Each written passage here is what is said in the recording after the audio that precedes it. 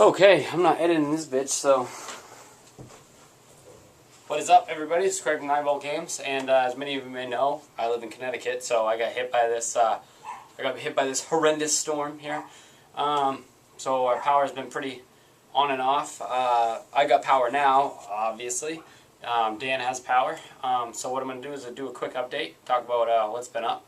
And honestly, these two bad boys right here, they've been my best friends while the power's out. And I've actually played some pretty awesome games. Now, my 3DS, I actually beat Super Mario Land 1 on Game Boy. I don't know why I had it on there. I just beat it. The game was actually pretty goddamn hard. But this has been the superstar, and it's just surprising because I don't ever play my PSP. I bought my PSP for the same reason everybody else did. It's very easy to hack. But yeah, actually I've been playing Game Boy Advance games on here. You can figure that out. I'm not going to tell you how. And I've been playing Mario and Luigi Superstar Saga. Pretty good games. I actually ordered Partners in Time and Bowser's Inside Story right when I got my power back because I actually like the Mario and Luigi games now. They're totally phenomenal. I've actually heard that Partners in Time is pretty bad, but you know what? I'm gonna review those. It's funny because I've always ignored those games, thinking that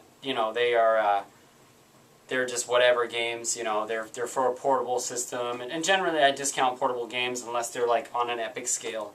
But these are pretty good. In fact, they're just pretty much Mario RPG. And it's weird that I never played these because, like, I'm always telling people, be like, play Paper Mario, play Paper Mario 1,000 Years Door. Not Super Paper Mario, that's not the same game. But, you know, this is along the same lines. So I don't know why I've never played it before. You just have to control two characters at one time, which is totally still amazing. So those are very good RPGs. They are RPGs. You level up your characters, you get stats, blah, blah, blah. Turn-based battles. So that's been very good. I actually went back and I started playing the Dragon Ball Z RPGs, Legacy of Goku. Awesome games. I've already beaten those before, but I went back to play them again. Totally awesome RPGs, and I think people should check them out. They're action RPGs. So yeah, that's what I've been doing with that. Another thing, and I apologize to people who actually came on my site. The power went on in my place for a good 12 hours, and I actually got to see that Skyrim, first 20 minutes of Skyrim, and you know, the whole intro, character creation, everything. I got a nice preview of it.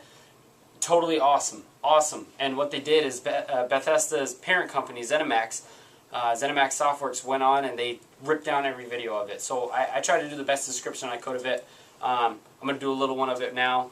It basically starts off, if you don't want to know how Skyrim begins, this is exact. I'm going to do it exact scene for scene. So if you don't want to know, don't watch this. You're being carted in a horse and buggy, and there's 4 of you. In the back. You're all prisoners. You're all shackled. The one sitting across from you was a Nord. He basically is the one who starts talking. You got a horse thief over here, and you got a guy who's got his mouth strapped over here. And you're being brought into town by Imperials, and you're being brought to the gallows. You're gonna be executed. Is basically the gist of this. So the Nord starts talking about people's crimes. Starts talking about your crimes. You know, the horse thief's pretty funny because he's basically the coward of the group. And you get into town, and they line you up and tell you, you know, you're going to die. You might as well man up and, you know, die dignified. And horse thief takes off. He gets an arrow in the back. They tell you to step up. And then this is the point in every Elder Scrolls game where obviously you make your character because they don't have your name on the list. And they say, what are we going to do? This man's from Skyrim. Are we going to execute him? And then this dirty bitch in this armor comes up and is like, screw the list, he's gonna die, put him up on the block. So a man steps in front of you and is like, we're gonna die, let's get this over with. He gets his head chopped off, nice violent death. They totally took the violence from Fallout and put it in here. And as they're talking up at the gallows, you start hearing this screeching noise. And then everybody's looking up at the sky. Obviously they don't know what it is. You know what it is, based on all the trailers.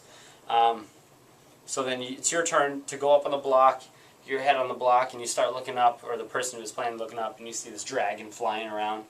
Lands on the roof of the building in front of the executioner's block. Starts fucking everything up. You run inside of a building, and then that Nord is there, and then you're running building to building. You're basically getting your movement tutorial. while you're running, building the building, escaping from this dragon. And that's pretty much where we got to see up to, because we only saw the first of the 2 videos. And it was pretty awesome. We did come to realize that the guy who had his mouth strapped shut, he had the dragon yell ability that you're going to get here, and we didn't get to see far enough where it panned out with him, because once again I lost power, and then when I went to go put it back up, everything was gone. So that's basically it. That's basically what I wanted to do this update about, because it was just utterly awesome. I cannot wait for the game. You guys are going to be super psyched. I think everybody who has any system right now is psyched for this game. I know it's not possible, but I wish a game like Skyrim would just completely fucking obliterate Modern Warfare. You know, but it won't happen. But anyways, just to recap, we have been told that power is going to be out around my area pretty much throughout the entire week, so updates and videos are going to be pretty touch and go. Dan doesn't have power. He's going to come over today. Maybe we'll record a couple things. Who knows?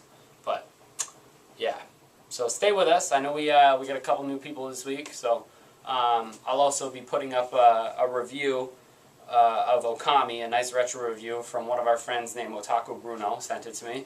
So thank you for that. Thank you guys for watching. You guys have a good day. If you're in New England, be safe.